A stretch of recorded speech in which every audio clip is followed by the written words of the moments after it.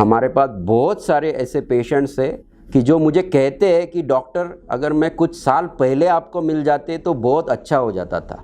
आज अपन spine surgery और मिथ्स यानी गलत फहमियाँ इसके बारे में बात करेंगे।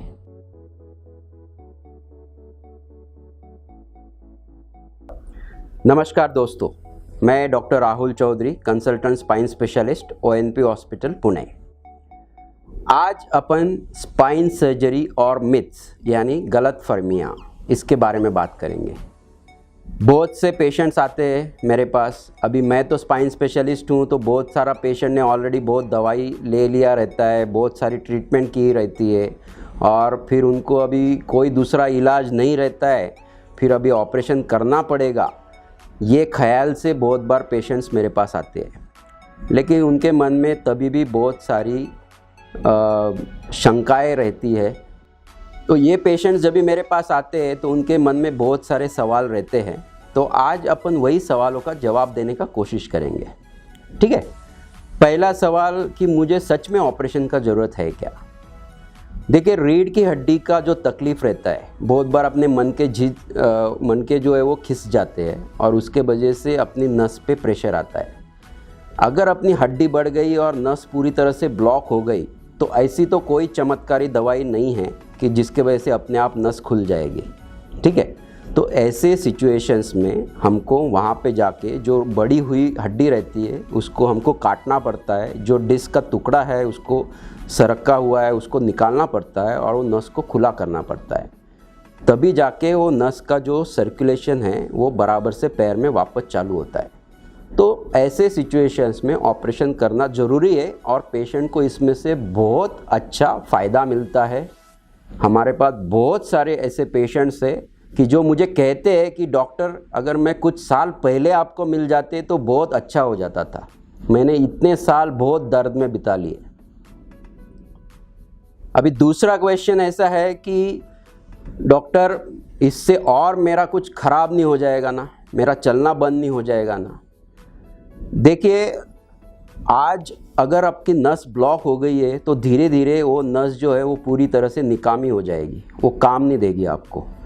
आज की घड़ी में भी चल रहे हैं तो कल वो भी नहीं आपको होने वाला है। अगर अपन ने वो नस टाइम पे खुला नहीं किया तो वो नस पूरी तरह से डैमेज हो जाता है। ऑपरेशन करके डेफिनेटली वो नस खुला करके आपको फ़ायदा ही होने वाला है। उसमें से आपके जो पैरों की ताकत है वो इम्प्रूव होने वाली है, उसमें सुधारना होने वाली है और चलना आपको डेफिनेटली आप चल पाएंगे। उसके बाद एक ज़रूर कहूँगा कि विल पावर एक बहुत इम्पॉर्टेंट है।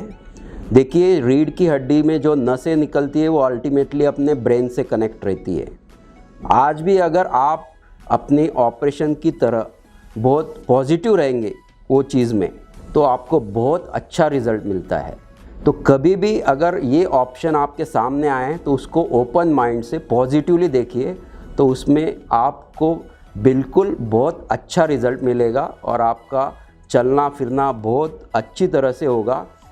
मेरे सारे पेशेंट्स सुबह आधा घंटा, शाम को आधा घंटा बिना रुके चलते हैं, जिनको 5 मिनट भी नहीं चलते आते था। और ऐसे बहुत सारे पेशेंट्स हैं हमारे, हम उनके आपको चाहिए तो नंबर्स भी शेयर कर सकते हैं, आप उनसे डायरेक्टली बात कर सकते हैं कि उनकी लाइफ में कितनी इम्प्रूवमेंट हो गई है। अभी तीसरा क्वेश्चन, डॉक्टर मैं पैरालाइज हो जाऊंगी क्या। देखिए, ये बहुत अच्छा और वैलिड क्वेश्चन है क्योंकि हम नस पे काम कर रहे हैं, तो अगर नस को धक्का लग गया तो हम पैरालाइज हो जाएंगे क्या।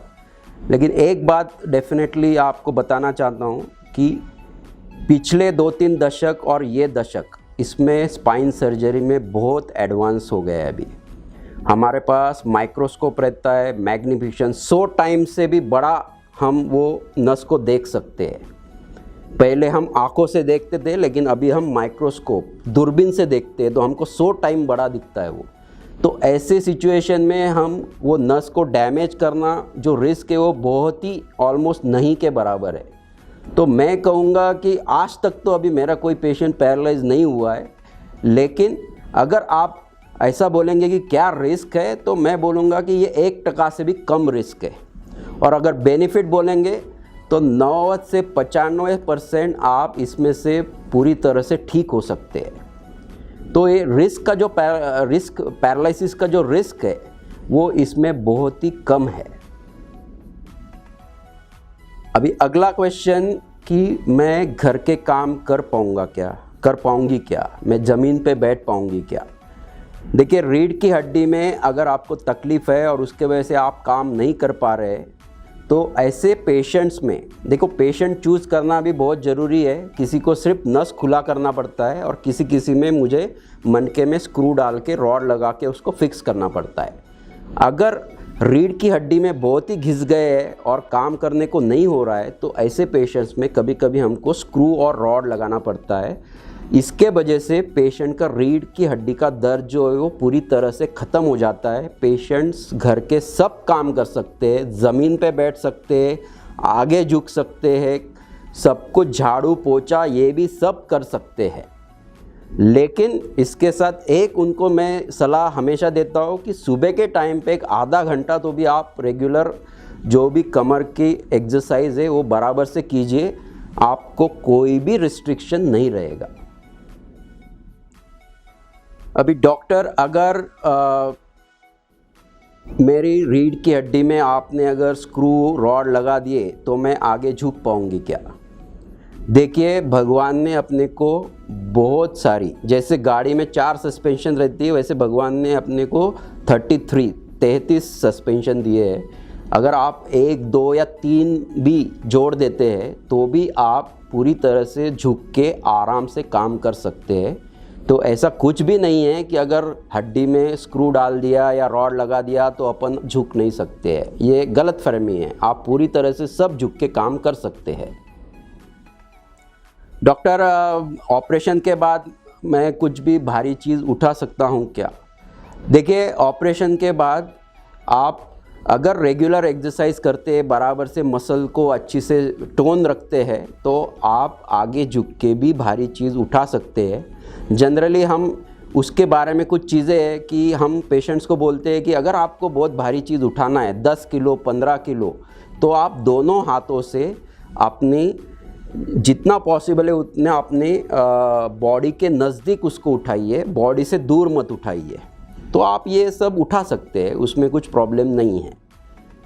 ऑपरेशन के बाद मैं ट्रैवलिंग कर सकता हूँ क्या।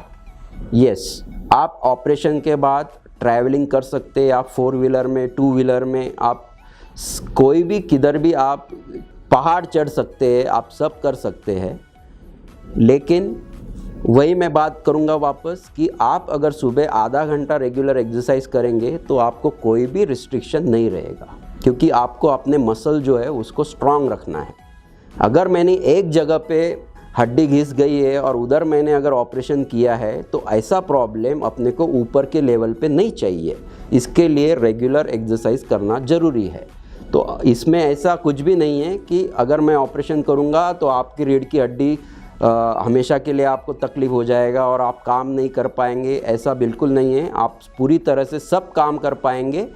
इतना है कि आपने थोड़ा बहुत मॉर्निंग में एक्सरसाइज करना ज़रूरी है।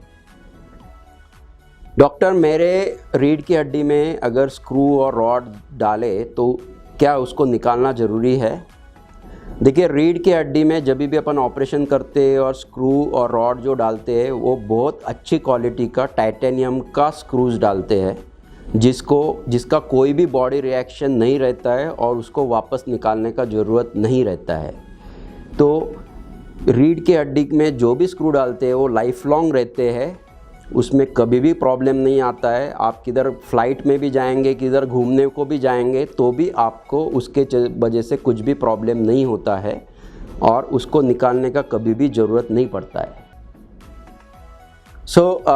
दोस्तों, जैसे मैंने अभी बहुत सारे जो क्वेश्चन मुझे पेशेंट्स पूछते हैं, मैंने उनका आंसर देने का यहाँ पे प्रयास किया है। अगर फिर से आपको कोई भी इसके बारे में और जानकारी चाहिए और कुछ आपके क्वेश्चंस है, आपको किसी ने सर्जरी बोला है, तो आप ज़रूर हमको ONP हॉस्पिटल में कांटेक्ट कीजिए। हम आपके जो भी शंकाएं हैं, जो भी आपके क्वेरीज़ है, वो पूरी तरह से सॉल्व करने का कोशिश करेंगे। Thank you.